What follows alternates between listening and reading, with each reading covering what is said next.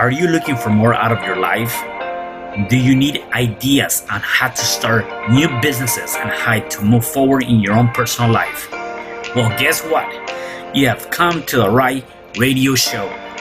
At You Can Overcome Anything podcast show, you will learn and hear from many people from all walks of life who are sharing their challenges, their stories, the habits, and the mind shifts they had to overcome to become who they are today.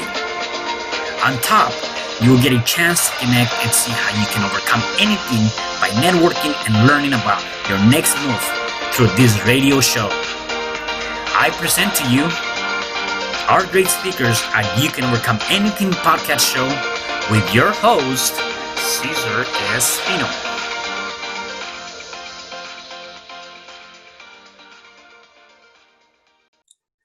Hello there, and welcome back to another episode of You Can Overcome Anything podcast show. It is your host, Cesar Espino, and you can find me at www.cesarrespino.com. And today I have a special guest. Her name is Dr. Michelle Bengtson. How are you, Michelle? I'm wonderful. Great. Awesome. So let me give you a little bit of Michelle's background. So Dr. Michelle is an international speaker and the author of 3 bestselling award-winning books: Hope Prevails, Insight from a Doctor's Personal Journey Through Depression, Hope Prevails Bible Study, and Breaking Anxiety Gripped, How to Reclaim the Peace God Promises. She has been a neuropsychologist in private practice for more than 20 years, where she evaluated, diagnosed, and treated children and adults with a variety of medical and mental health disorders. This doctor knows pain and despair firsthand and combines her professional expertise and personal experience with her faith to address her patients' issues, both for those who suffer and the ones who care for them. Using some practical tools, she affirms worth and encourages faith. Dr. Bengtson offers hope and key to unlock joy and relief, even in the middle of the storm. She and her husband of 30 years have 2 young adults, sons, and reside in the Greenville, South Carolina, and she blogs regularly on her own site. Amazing. I love it. Well, so before I dive into that, because I want to know definitely more about that, tell me a little bit about you growing up as a kid. I grew up in Midwest Michigan in a family with both my parents were there, and I had a younger brother, and we were surrounded by dozens and dozens of cousins. So we got together quite frequently. So family is a real integral part of my life and a real important part, and one that I really want to instill in those that I talk to, as well as my own kids, to realize, I'm always telling my kids that friends will come and go, but your family is there forever. So family is a real high priority for me. That's awesome. One thing that came to mind is that sometimes when we think of friends or family, right? A lot of times, you might be in a family environment where there might be some toxic family members that maybe are not influencing you in a positive way. How do you deal with something like that? Because I think that when you think about it, definitely I'm with you. Like, I think family is a foundation of a lot of different aspects. And then at the same time, you might have, just like anything else, some bad apples that might be influencing you in a negative way. And that can hold you from really moving forward in your life, right? So how do you deal with that? Because like they said, you can choose your friends, but you can't choose your family, right? So how do you deal with that? And I actually had an opportunity to have to deal with that, Cesar. When I was growing up, my mother struggled with depression my entire childhood, except we didn't know that. I didn't have that label. For me, it's just the way she was, right? And, we can develop depression when there's someone who has struggled with it in our family because there's a genetic contributor. But I think the part that we often forget is that when we're raised by someone who struggles with an issue like depression or anxiety, they also model that behavior. So while I was growing up, my mom raised me looking through a depressive lens the entire time. So to your question, you're right. We cannot always choose who we're reared by, who's in our family, but we can choose to look outside of the nuclear family and look to mentors to help give us a balanced perspective. So while my mom struggled with depression, I decided later in my life that it was important for me to get a mentor because I wanted to make sure that it stopped with my generation and that I didn't follow the same suit that my mom did and raise my children looking through that same lens. So I think it's real important that we surround ourselves by those who maybe are a little bit further along on the ladder in life's journey than we are, and those who will speak truth into our life to help balance out some of those negative influences.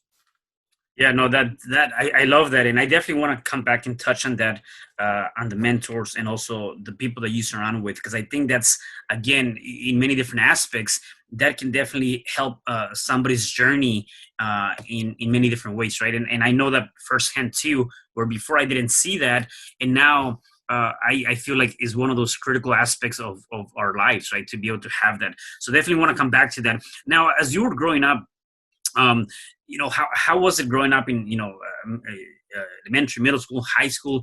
Any major challenges that you personally had? Oh boy, many. Yes, many. Just to start off with, when I was 3, I had a life-threatening illness, and Mm, doctors didn't know what was wrong, but my fever kept soaring. It got up to 107, which is critical. If you don't get that fever down, then you run the risk of death, and if not death, then brain damage. And so my parents tried everything the doctors told them to do, alcohol rubs and ice baths, the whole gamut. And finally, the doctors were so concerned, they said, just give her aspirin, not knowing that I was deathly allergic to aspirin. Well, as a result of that aspirin, first, the doctors warned my parents that I might not make it through the night. But if I did, I would be mentally challenged and physically deformed for the rest of my life. And I do struggle with a physical deformity. My right foot is about half the size of my left foot, and it's mm, deformed. And so growing up, children are cruel, yeah. and they may be speaking the truth, but sometimes the truth is not necessary and it's not kind. And so I got teased a lot growing up. I'm also of short stature, and Mm, so that is often looked down upon. But so I dealt with that, and I got to the point where I would rather that people would ask me about it than not ask and just be awkward, because it's just part of who I am. And quite honestly, there was nothing I could do about it. But then the other area that I struggled is when I was 15, my father died of a massive heart attack. And that was very difficult. My mother was from another country. She didn't have an education. And so I took it upon myself to be the provider for our family at a time when it's really crucial for girls to have their father's influence. And I lost my father, and that was real difficult. And then my mother remarried, and I'm grateful for her that she did because she had support. But then that was real difficult for me as well, because I went from having one father figure for 15 years to having a new father figure with new rules and new expectations. But when I look back on both of those scenarios, I think in the long run they made me stronger. Not that I would want to experience them if I had it to do over, but on the other hand, in a way, I'm grateful because it taught me that I was able to get through really difficult stuff and survive. And yeah. that has bode well for me for my adult years. Yeah, definitely. I want to take it back a little bit on, growing up again at the age of 3, when you have that life-threatening experience. There might be possibly parents that are listening to the show right now, and again, maybe their kids are going through something like that. You firsthand seen that from a kid's perspective. Like, you're right. There's so much cruelty and there's so much bullying. There's so much, so much stuff going on in our schools, right? And so. I guess from your perspective, like, how do you deal with that? Because that can get you into a very depressed, situation. It can also get you to, like, well, I'm different, I don't fit in, and then you kind of are on your own, and that leads to many different things from that perspective. So for you, definitely that was not an easy thing. So how do you deal with that? And maybe from a parent's perspective, like, how can you speak to your kids, or and advise them of what they can do too, right? I'm really grateful because my mother was real strong. And when the doctors told her that I would never walk again, her attitude, I don't know if she ever said this, I don't remember, but her attitude was, not my daughter. Mm. And so she really taught me to push through challenges and to look at them as an opportunity to overcome instead of looking at them as a limitation. And that has served me well my entire life. But despite her attitude and really pushing me so that I was able to walk again, I did have to deal with the bullying and the teasing from children. But I think what is so important is that as a culture, we tend to focus on how people look instead of focusing on the attributes that they have that are their strength in character. Looks will come and go. Mm. You're going to gain weight, you're going to lose weight, beauty is finite. But I think it helped that I then devoted my efforts into becoming a good student. And so that's an area where I excelled. I was never going to excel at sports because of my physical limitations, but I put my efforts into excelling as a student, learning how to be a good friend, having compassion for others because I had gone through some difficulty. And I think as a result, if as parents, we will not cater to our children's limitations, but teach them how to push past them and to focus on their areas of strength, because we all have weaknesses. Some are more visible than others, but we all have weaknesses, but we also all have areas of strength.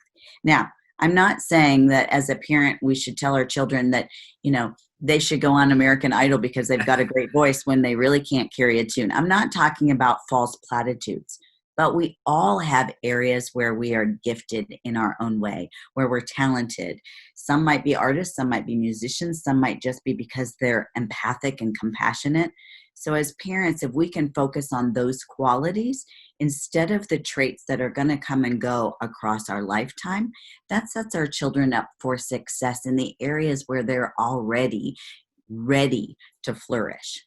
Yeah, I love that. And it reminds me of there I think there's a chapter, a couple of paragraphs on the book Think and Grow Rich, where Napoleon talks about his son who was deaf, and they didn't accept that for him. They're like, we're not going to accept this. And so I guess the message here is that just because you're getting and I'm not saying don't do this, I'm just saying just because you're getting a professional experience from a doctor, don't accept that to be your truth, right? I mean, because you can definitely create something, and don't limit your kids or anybody or yourself for that matter in believing that that's your new truth, that's your new reality. You can definitely change that, and that's kind of what your mom and yourself did here. Just like I seen it in multiple aspects, and same thing with Napoleon Hill and his son. That became like, no, you're gonna be a regular kid. I don't care if you cannot hear. You're gonna be a regular kid just like anybody else, and just keep going through that fight. It's not an easy fight. You got to be able to push that. The second thing I like that you mentioned is that looks come and go, and that's very true, because a lot of people, we focus so much on the outside that we forget about the inside, and sometimes even people that might be looking like really muscles, beautiful females, men, whatever, and they look good on the outside, deep down they might be going through a depression. They might be going through something that that is not visible to the eye, right?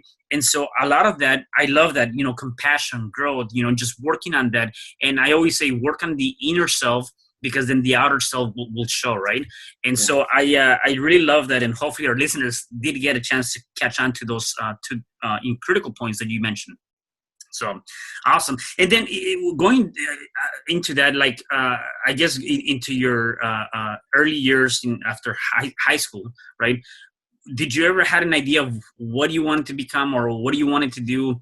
I know a lot of times people, they talked about, well, I want to be a doctor, I want to be a lawyer, I want to be whatever the case may be. Did you had an idea of what kind of field or trade you wanted to practice? I did. I was one that friends always came to share their problems with. And when I was in middle school, I was part of the peer counseling program, where other students would come in and talk with students and get some outside perspective and have a safe place to share the hurts and the heartaches. And when I did that, that really planted a seed. I knew I wanted to go into some kind of helping profession, and psychology seemed a normal fit. And it was only after I started my graduate school work to go into psychology that I realized that there was this specialty called neuropsychology, Mm-hmm. which is really about the relationship between the brain and our behavior. And that fits well with my analytical personality, working with patients who have had strokes or head injuries, or there's a question of dementia. It's always like putting a puzzle together to figure out what part of the brain is really working well and what areas are weak, and what can we do to help people get to their best full functioning. So for me, that was an easy fit.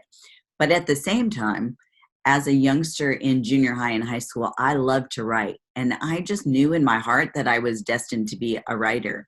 But real interesting was that when I went to graduate school, I had professors tell me, you'll never write, you'll never be a speaker, you're no good at this. And I believed them. Even though I'd had people earlier in my life say, this is really good, you should consider being a writer. There was something about the way they said it. I assumed they were the authority, and I believed them. And so I gave up the dream of writing and speaking until about 10, 15 years later. And I went to a writer's conference and something just clicked. And I thought, I think you've been believing a lie. Mm. And it's interesting because our whole conversation today, Cesar, is about what thoughts do we believe in our head. And I think a lot of times we believe lies, but we don't realize they're lies, and we accept them as truth. So if I had believed that I was handicapped, which is what the term doctors gave me, that would have limited me. But since my mother wouldn't accept that, I never believed that label for myself. But I did believe that I would never write, I would never speak. And now I find myself writing and speaking almost full time. So it's interesting what beliefs we have that then form the basis for our attitudes and our behaviors after that. Yeah, and that's another one that I think it's so critical, right? And when we think about it, sometimes the biggest enemy we have are the voices inside of us too, and it normally comes from maybe somebody telling you just a simple comment. Maybe unconsciously they were not trying to put any negative programs into your brain or anything to that matter, yet they might have mentioned something that resonated with you, and then now your unconscious mind or your conscious mind is talking. The logical side of it is talking and say, hey, you are not a writer, who's going to read your books or whatever the case may be, and you talk yourself out of it. You pretty much talk yourself out of doing that, and that's kind of what happened with you. I love a quote that Les Brown talks about, and he says, somebody's opinion about you should not become your reality, right?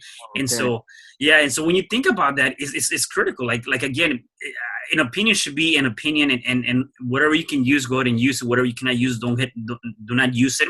Except don't allow that opinion become your truth or your reality, because as you mentioned, that can handicap you in many different aspects, right? And I have a very similar story where when I wrote my first book, I was telling myself that, one, I'm not a writer. I don't like to read. No one's going to read my book. Who's going to purchase my book? And I also talked myself out of doing that until I realized that, what if I change the frame and I start looking at it from a different lens and say, well, if nobody reads my book, that's fine. If nobody buys my book, that's fine. At the end of the day, I want to do this for myself. I want to do this as a self-accomplishment, and that I can leave something behind for my future generation. Whatever happens from that point on, it doesn't matter. I'm going to write this book. When you change that frame, which again comes back to the mind, and you start thinking about it from a different perspective on anything you do, then you can definitely accomplish a lot more, right? And so that's one thing that I did, at least in my case, right, to be able to write the book. So I see from that perspective. So I want to go back, because I think it's all kind of bundled together. So I want to go back to what you mentioned earlier in terms of mentors and surrounding yourself with a different kind of group of people, right? I think that's again another a huge foundation of success, right? A lot of people say, well, I don't need to pay somebody to tell me how to jump or whatever, right? Except my question to that is, or my comment to that is, well, have you gone to school. If you go to school, traditional school, and I'm not bad, by no means am I saying it's bad. I'm just saying, as an analogy, you go to school, you pay the school so they can teach you. Well, it's kind of like the same thing when you're paying somebody to be that mentor, right? To teach you that. And I believe, I'm a firm believer of mentors. I'm also a firm believer of surrounding yourself with the average five. So I want to get your input on that, and more so on that comment thing of the average five, that you surround yourself, then you become. I think there's so much truth to that, in that we become like the five people that we spend the most time with. And they may not excel in anything in particular, or they may each have a different area of strength. But those that we spend the most time with are those who we're going to tend to listen to their opinion over and above other people. And we're going to tend to listen to their input about us, but we also tend to strive to be like them. So I think it's important that we're intentional in choosing who we spend time with, but that we're also intentional in seeking out those who have more experience, more wisdom in those areas that we want to grow in. And that can change over time. I've had a series of mentors. I had mentors in neuropsychology, and I had mentors in public speaking, and mentors in my faith. I've been blessed to have a series of different mentors, but they all served a different purpose. And for the most part, they were all fairly time limited, although I'm sure I could go back to any of them at any time and say, I've noticed that I've kind of hit a plateau and I don't know what to do. Because they're a little bit higher up on the ladder than I am. The way I look at it is that mentors can help shorten the gap for us. And if we're open to their input, we may not have to go through some of the mistakes that they've gone through. But then I also look at it in terms of a reciprocal type scenario, that once we've been mentored, we owe it to those who are a few steps lower on the rung to turn around and mentor others. We've received, now we turn around and we give. And that's a way of passing down to other generations the knowledge and wisdom that we've had to learn through our own hard knocks. Yeah. I love that. Not only receive, you have to give, right? And a lot of times, sometimes we forget about the second part of giving. And so, I think that's so critical to that. Now, you mentioned you have multiple mentors. How do you go about choosing a mentor? Like, what are your criteria, or how do you classify or say, this is the person that I want to work with? Because again, if there's people that might be looking to maybe get into a mentor, like, what are some of the things that you would consider to be important when finding a mentor? I think one of the most important factors is that a mentor needs to be someone that you look up to. And you could look up to them for a variety of different reasons. It could be because they've accomplished something you would like to accomplish. It could be because their outlook on life is one that resonates with you. It could be something as simple as, that person just always seems joyful and I would like to be more like them. So that's one of the first things, is you don't want a mentor that you're not going to click with their beliefs or how they live their life. It's someone, if you want to be mentored by them, you want to become more like them. And the second thing is that it's got to be somebody who is willing to give of their time, because mentoring takes time. It took them years to get where they are. And so it's going to take some time for them to figure out where you are and help you see what steps you can take to become more like them. Some are not willing to give of their time or of their knowledge and their wisdom. They're not going to be a good mentor. You want somebody who's willing to impart their information, whether it's a paid mentor or not paid. Either way, it's going to take an investment of their time and your time. But to that point, I would recommend that you never seek out a mentor if you're not willing to put in the time. If you're going to come to the meetings and you're not going to be prepared and you're not going to listen to their input and you're not going to do the homework, so to speak, of what they suggest, don't waste their time, because there are other people who are willing to put in the time. And that's the ultimate insult, is to ask someone to share of themselves and then you don't do takes on your part. Right, and I think that's also the foundation on many aspects, right? When you gotta be willing and prepared to make a change in your life. In this case, you gotta be willing and prepared to accept any kind of I call it constructive criticism, whatever that might be, right? It's positive constructive criticism. You gotta be able to take that and be willing to walk and run with that. Same thing like when we're talking about your practice of neuropsychologist, right? The person has to be willing to accept the changes that are going on, right? Like the unconscious mind and how that might work is that if you're not willing to surrender to that process or be willing to learn or make that change, it may you're pretty much fighting it, right? You're putting up this wall where nothing's gonna penetrate through that wall to get to the unconscious mind, right? And so I've had a long career, and when I look back over it, there are many patients who were willing to do the work. I could tell them, here's where the areas of weaknesses are, here's what you need to do to get us where you want to go. And those who would do the work would see improvement. But then I also had many patients who would come back a year, 2, 5 years later, and they would be worse off. And I'd sit down with them and say, I'm looking back on my notes and I recommended A, B, C, and D. Did you do those? And many would have excuses for why they didn't do them. Well, it's no wonder that they came back in a worse shape because they didn't listen to the advice that they paid me to give, and I knew it would help. It's the same way in a mentor relationship. Yeah. So if you're not willing to listen to another person's perspective and accept it as possible truth, then don't waste the time getting into a mentor relationship, because that's what it's for. It's so that we can take the blinders off and see what's holding us back so that we can overcome those areas of weakness. Yeah, love that. Can you tell me a little bit about your books?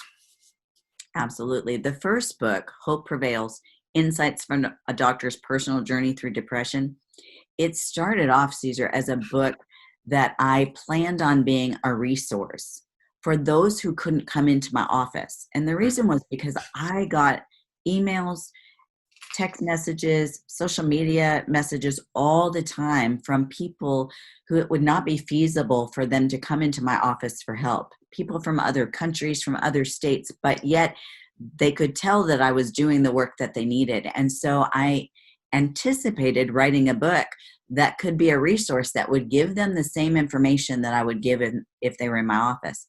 But at the very beginning of writing that book, I came down with a life-threatening illness, and I went on bed rest, medically induced bed rest for 5 months. I went from 113 pounds to a skeletal 74 pounds, which is 30 pounds lighter than I am today. And I was kept alive on IV hydration and nutrition. All that to say, during that illness, I wasn't able to be the doctor. I couldn't go see patients. I was in bed every day, and I became terribly depressed. But having gone through that, and then trying the things that I'd always told my patients to do, they helped. But I realized that there was more to overcoming depression than what I had realized as a doctor. And so the book that I ended up writing really chronicled my journey for how did I get out of that depression, and what did I then realize needed to change for myself as well as for my patients. And it changed everything. And now when people write to me or when they leave reviews on Amazon, they usually talk about one thing first, and that is that the book is really written from a dual perspective. That first of being a doctor with all the alphabet soup after my name. But the second part is having gone through it myself. As they read the book, they know I understand. And people don't care about what you know until they know that you understand and you care about them. So that's what most people will say about that book is they're willing to take the advice that I give in it because I'm not just speaking as a doctor, which that book would have been had I not gone through that depression myself. And then readers asked me to write a Bible study, and I did. And then readers came back and they asked me to write a book on anxiety. And I'll be honest, I didn't want to do it. And the reason I didn't want to do it is because I had just gotten through 2 heavy-hitting books on depression. I wanted to write about chocolate or iced tea or beaches or something Yeah. lighthearted, right? But I had so many readers write to me and say, please write a book on anxiety. And it made perfect sense because so many people who struggle with anxiety also struggle with depression and vice versa. So breaking anxiety's grip is really helping people to understand, where does that anxiety come from? But more importantly, how do we break the grip that it has on our life? And again, it's written from a dual perspective because my family has a long line of those who struggle with anxiety. When we go to a family reunion, it's like walking into a walking anxiety disorder. So I've been there, but I'm happy to say I'm on the other side. And so my hope for these books is that in a way they mentor the reader to say, I understand where you are and I understand how hopeless it feels, but let me stretch out my hand to you and say, come with me because I'm on the other side and I can tell you from personal experience, you don't have to stay there. Wow, I love that. I want to go back to the first book. I'm curious to know maybe just one of the things that you did, because if you were in bed rest for that long and being able to come out of that, like what is one thing that you did to help you with that? Because that definitely was not an easy an easy thing for you, right? So how do you deal with that, or how do you deal with that, and what was one thing that you might have done to help you through that journey? If I'm perfectly honest, I will tell you that that was such a devastating time in my life.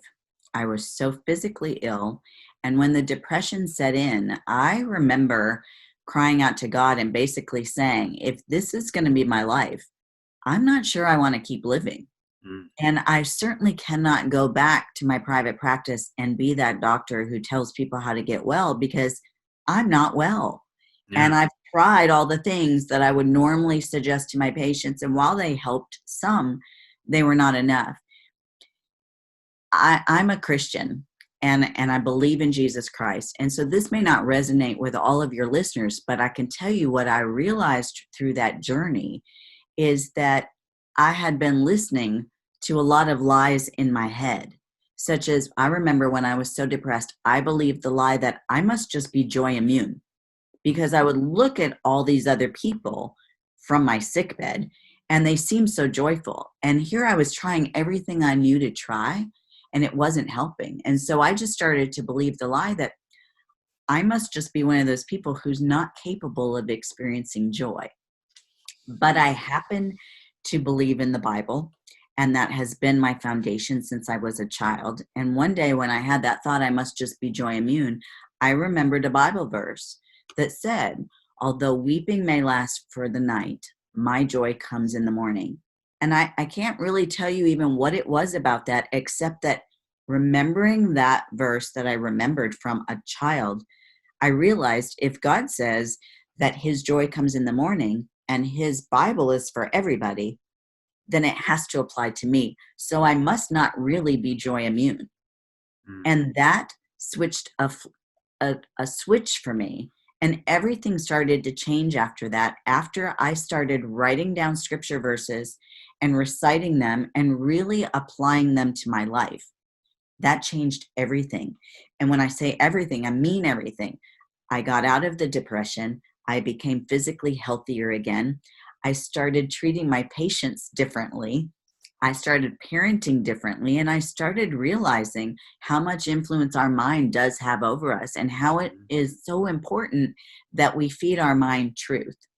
And so things have never been the same since then, to the point that I remember one time just a couple years ago, well after that experience, I was working on a speaking engagement and a friend was helping me with the slides. And I remember saying, oh, I can't figure this out. I'm just so stupid. Well, because I had started parenting my children differently about the truth and the lies that we believe, my son, who was 10 years old at the time, turned to me and said, only if you believe that, Mom. So I yeah, realized he was not only watching me, but he was listening. And I was not stupid. I'm a yeah, doctor. yeah. I'm not stupid. What I needed to do was slow down and think about what it was I wanted the slides to convey and share that with my friend who was helping me with the slides. But had he not stopped me in the moment, I just spoke that over myself that I'm stupid. Yeah. And we often let thoughts like that go unattended, and we don't contest them. We don't stop in the moment and think, is that a lie or is that the truth? Yeah.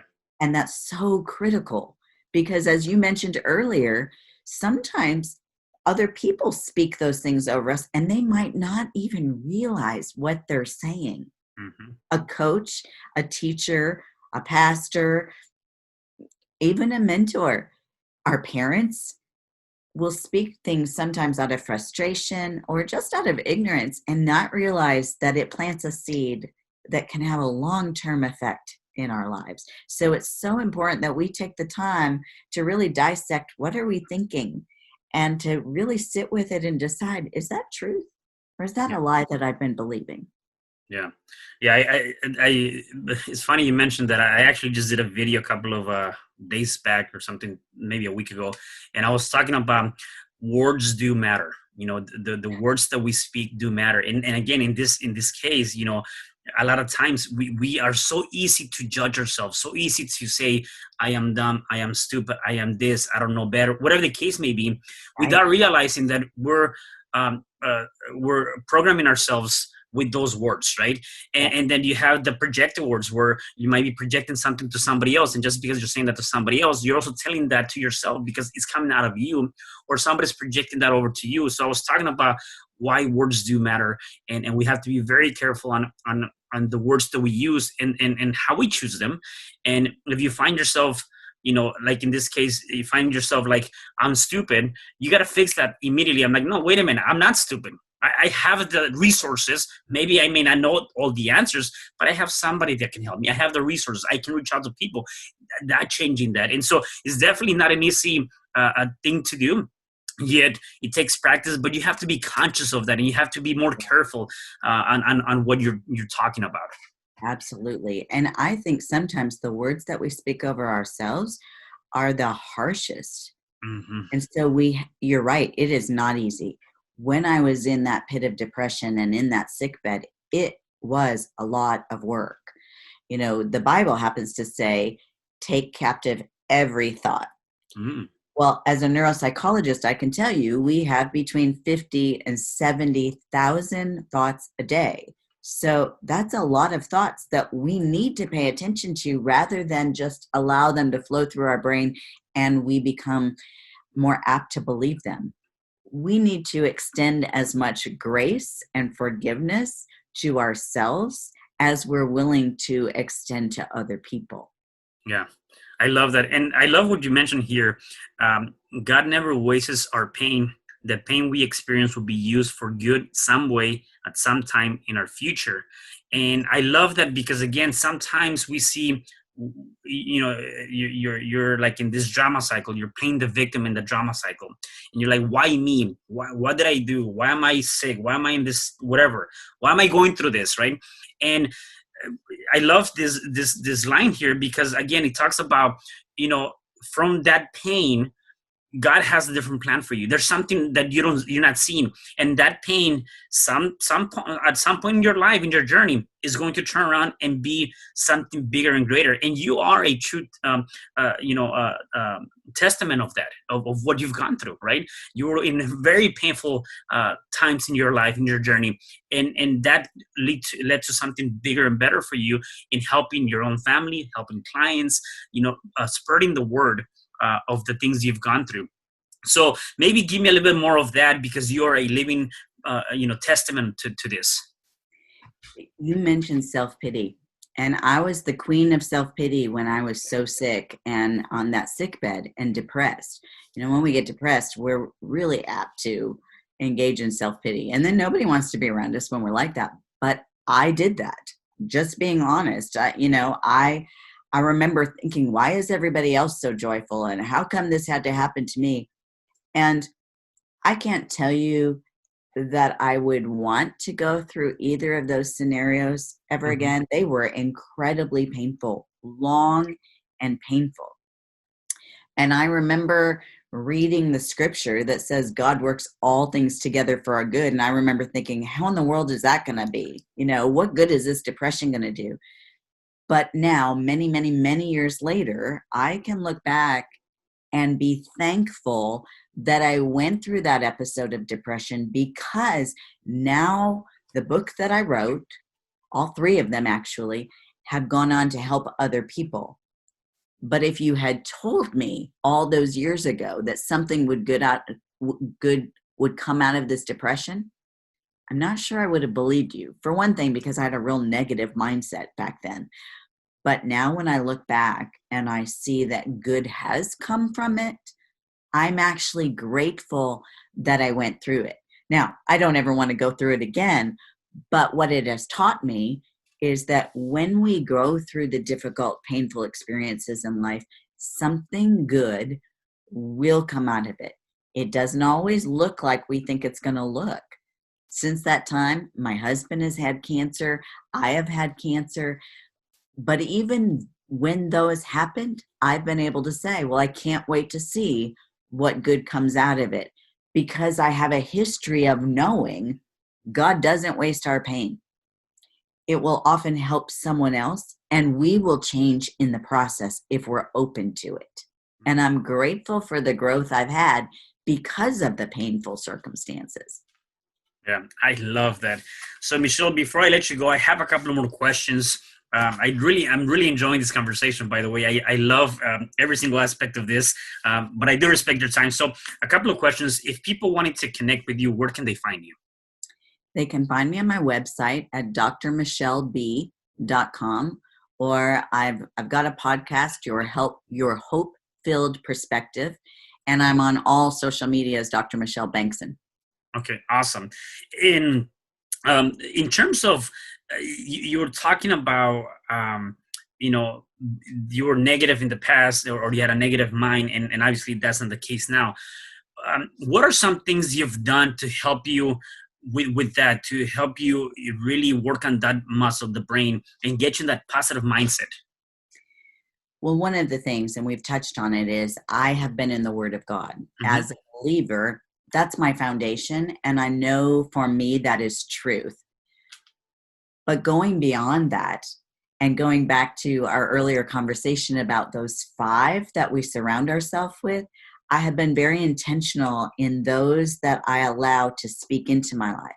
And there have been some where I have specifically given them permission that when you see me going down that self-pity route, or when you see me becoming negative, or when you hear me speaking things that you know are not truth, I want you to call it out in me. And that can be painful sometimes. I have a friend who will do that. And I'm going to be honest, when she tells me, I usually go, I don't want to hear it right now. But I know she's speaking truth, and she's speaking out of love, so I can eventually receive it.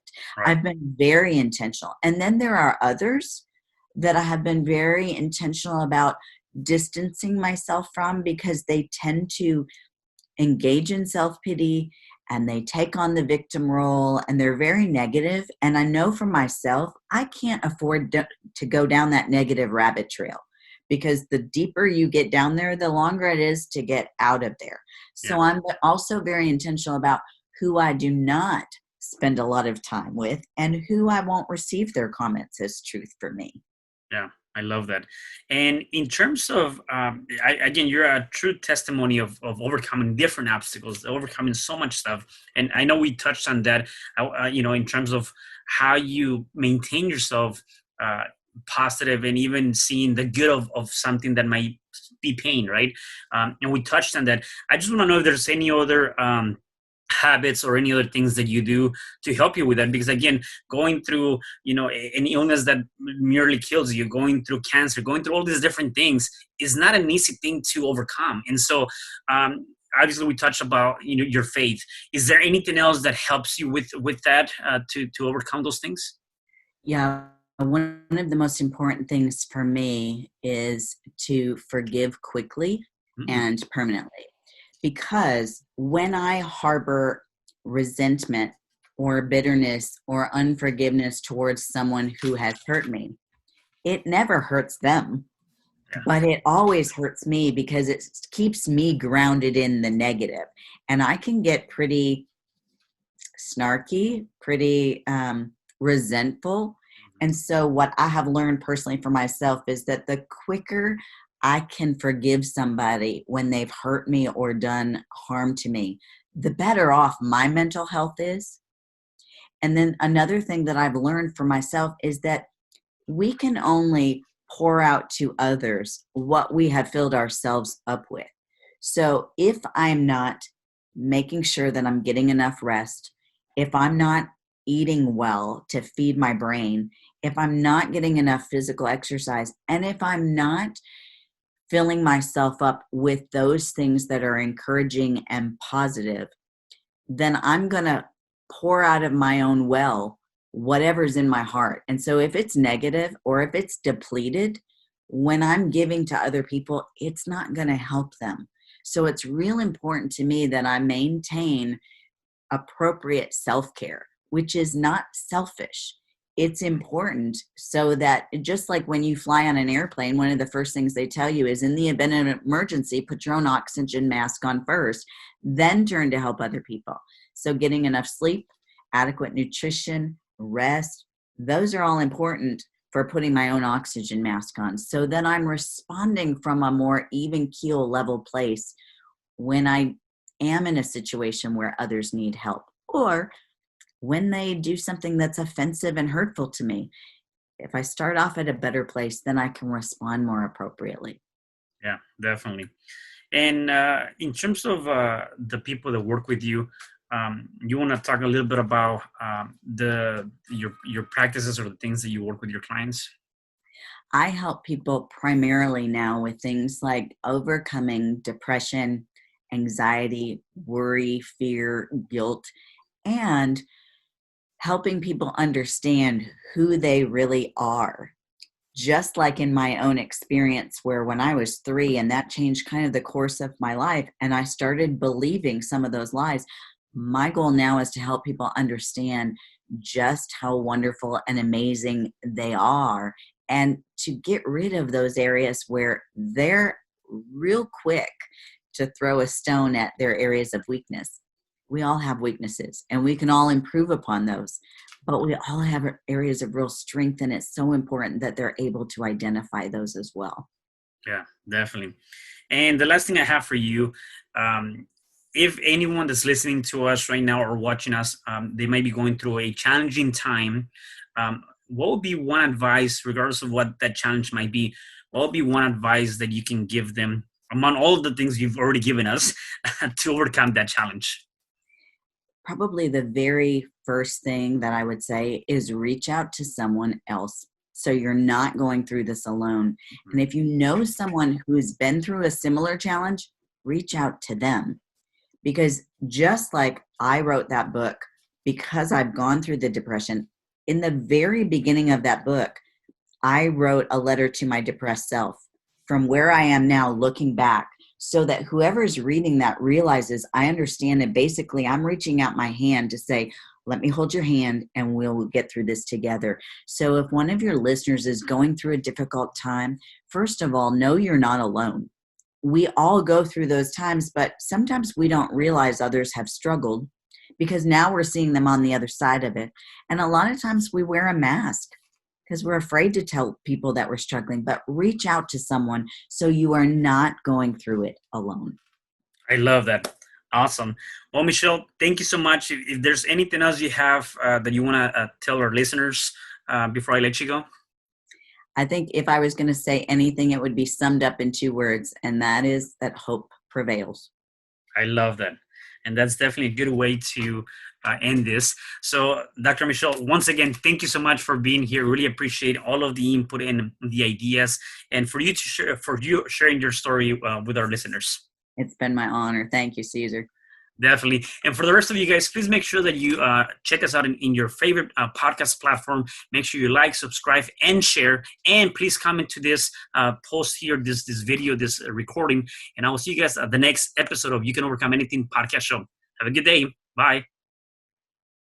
Hi, I'm Cesar Espino, real estate investor, business coach, and consultant, and author of the book, You Can Overcome Anything Even When the World Says No. My number is 424-501-6046. In my book, I talk about making the necessary changes to shift your mind for prosperity and certainty. Pick up your copy at Amazon. I also love helping families with their real estate and can purchase your house fast and all cash. Follow me on Instagram, Facebook, and LinkedIn. My number is 424-501-6046.